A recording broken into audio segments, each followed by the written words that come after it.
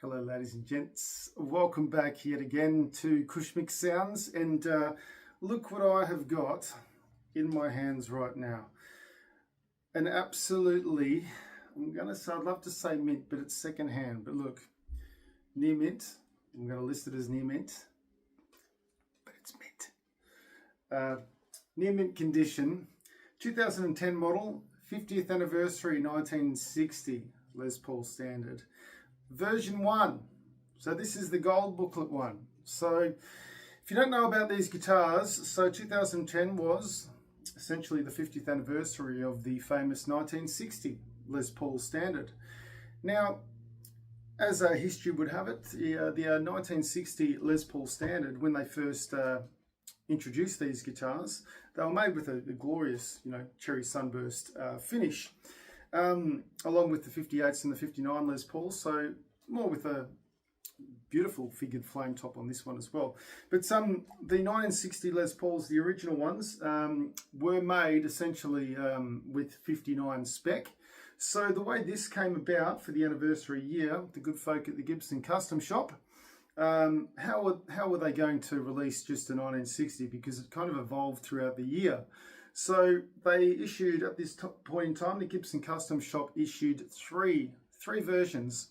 So version 1, which is this guy, or girl, version 2 and version 3. And each version had sort of subtle differences, different finishes, and but most notably the neck shape. So as you got to version 3, it was a really thin, slimline neck shape that we know now as the 1960 Les Paul standard.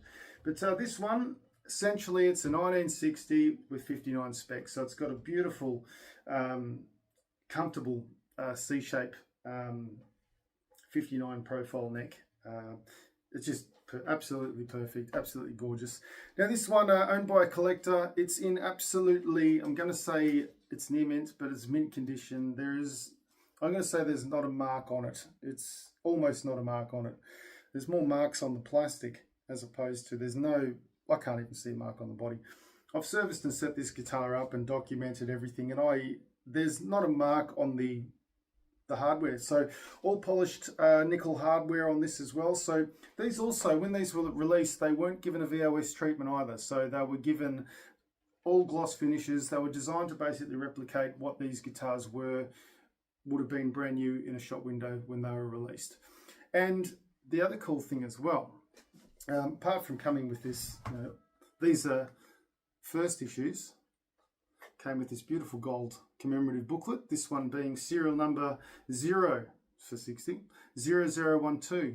Wow. Number 12 of 500. So out of there weren't 500 of each version, there were 500 in total. So each version morphed into the next one. So I've done as much research as possible on these. I can't pick how many they made of these, but it's number 12 of 500, and it's version 1.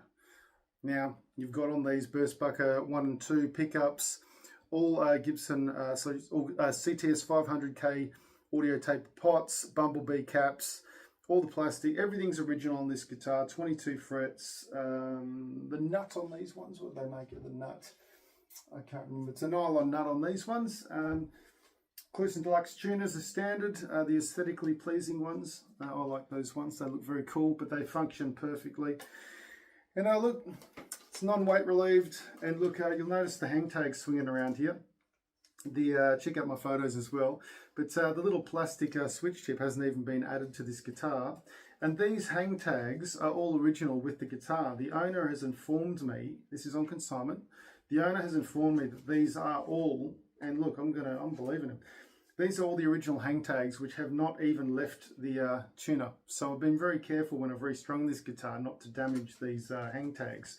So that's pretty cool. Comes with its case, all paperwork, everything's listed in the photos. So if you're on YouTube now, check out the description and visit the website. If you're on the website, please read through and have a look at all the photos. If you want extra photos, it's in my possession. Give me a call, give me an email, and let's talk. Anyway, let's hear it. I'm going to start with the bridge pickup.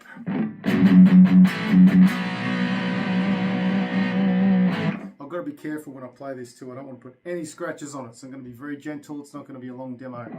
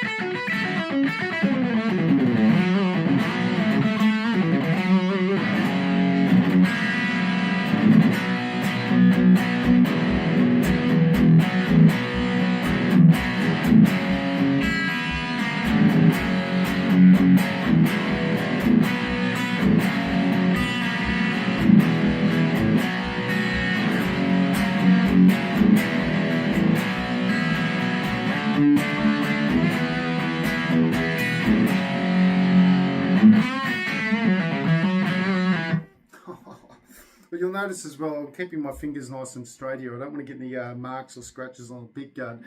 Oh, doing these, honestly selling these mint guitars, well, I'm experienced. It's always a bit nerve-wracking when you work on them because you just do not want to get any scratches on them. Right, now let's go to the two pickups together. So hopefully this is sounding great for you as well. So two pickups together.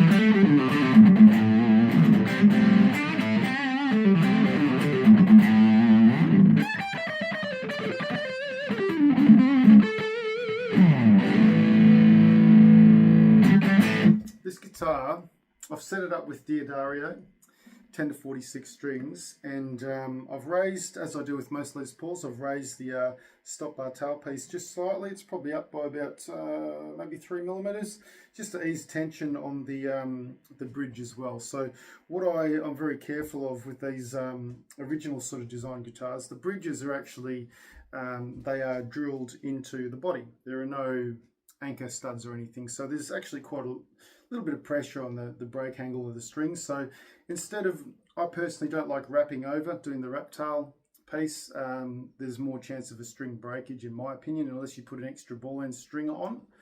I personally like to just raise the stop bar tail piece up a little bit. Some people would argue that if the stop tail piece is anchored to the body, you get a little bit more resonance through. Yes, no, maybe. I don't really notice much difference at all. Playing on stage, I don't really hear it. So anyway, it comes down to personal preference. I set these guitars up how where I can to a factory spec, but what I generally like is if I think it plays well, that's the setup we're going for. So all right, let's go to this neck pickup.